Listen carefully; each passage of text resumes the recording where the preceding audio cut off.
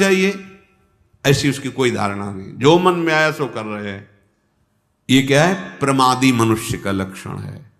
अहंकारी, मद दोष से युक्त ये पतन को प्राप्त होता है, दुख को प्राप्त होता है।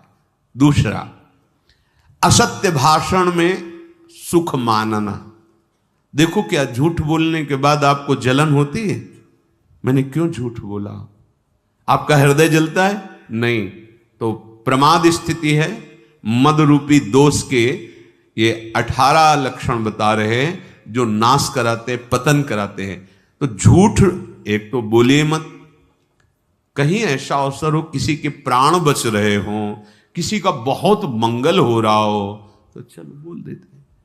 व्यर्थ में केवल झूठे ही लेना, झूठे ही देना, झूठे ही भोजन, झूठ चबेना, व्यर्थ का प्रपंच। झूठ क्यों बोलते हो? झूठ राधा राधा राधा उचित बोलो। कई लोगों का मानना है कि झूठ के बिना व्यापार ही नहीं चलेगा। नहीं नहीं, ऐसा नहीं। आपकी मान्यता है ऐसी, लेकिन ऐसा नहीं है।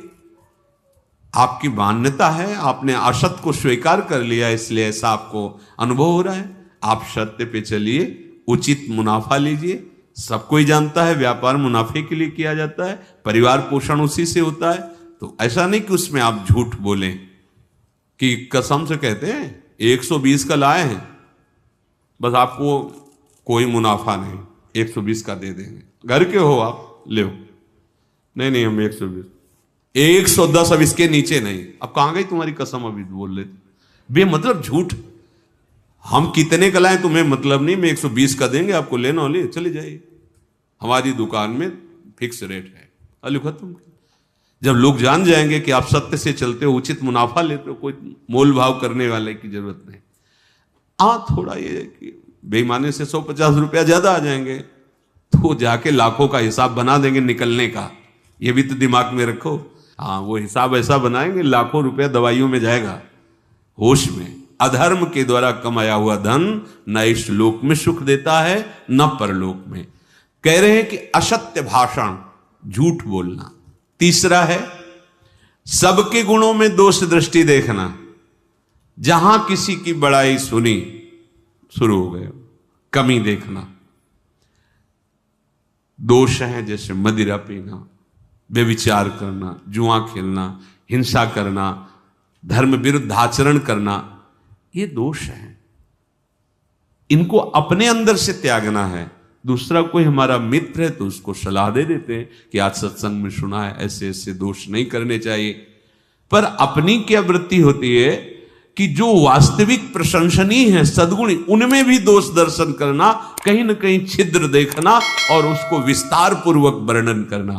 जो तीसरा ये पतन का मार्ग का दोष है, सबके गुणों में दोष निकालना। चौथा, हर समय स्त्री विषयक कामना से युक्त रहना।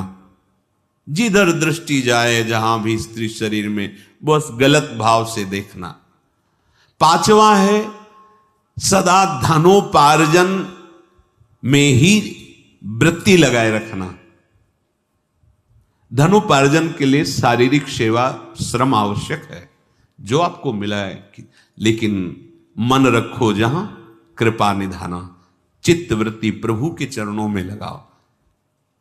अगर चित्त वृत्ति भी धन के चिंतन में लगी, शरीर भी धन की क्रियाओं में, तो फिर भोग बुद्धि रहेगी, योग बुद्धि तो रहेगी नहीं।